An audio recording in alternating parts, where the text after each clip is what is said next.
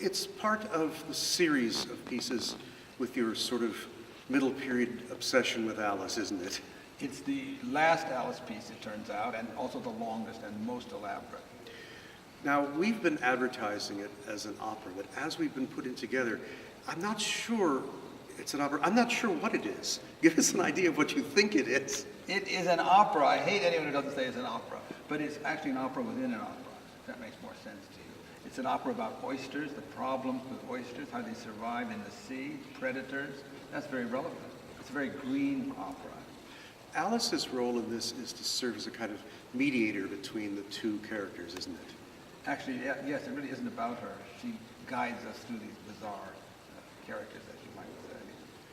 I guess another question that comes to my mind is, with all of the Alice pieces, did you leave out anything now? After 10 pieces, what portion of Alice didn't you set?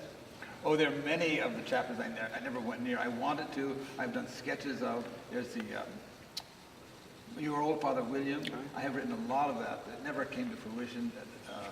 I don't know what came to what. It would coincide with a commission that somehow somebody wanted. It seemed very accidental, even that I continued for 25 years. Now it seems like it had to be, but certainly as I was doing it, it was just the next thing I wanted to do. I didn't think of an Aliciad, as it's been called. So we have a narrator, and we have 4 soloists, and we have a chorus. The unique thing here, of course, is the inclusion of a narrator who sort of tells the story. And I find the 4 soloists almost like a mini chorus playing off the large chorus. I've never thought of that, but that is right, because when I rehearsed the individual singers, there was not that much to do.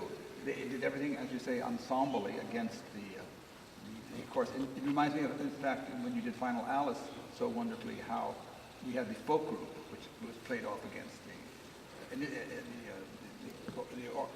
chorus.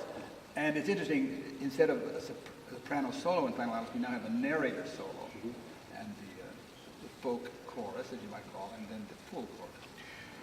This piece doesn't have the exotic instrumentation that some of us got used to. No saxes, no banjos, mandolins, accordions, certainly no theremin.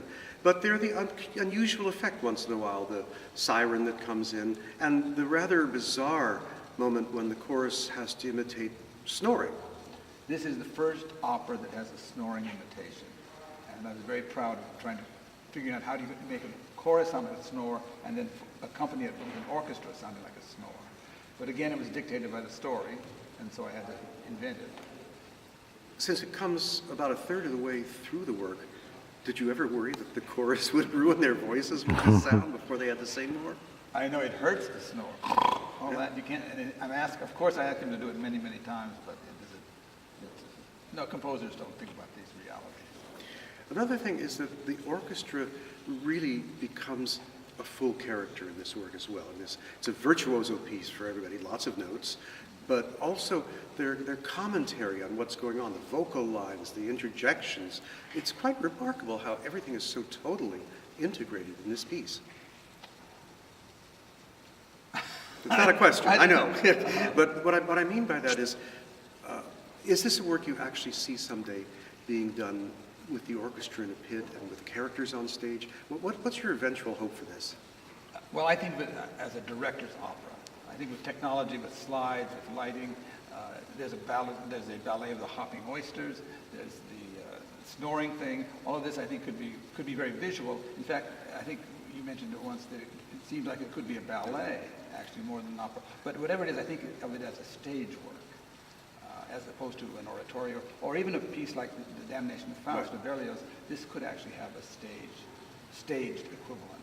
Well, we're so happy to have you back here in Detroit. It was a great time 2 years ago, and this is going to be just as much, if not more fun. David, thank you. And thank you, Leonard, for making this such a wonderful occasion.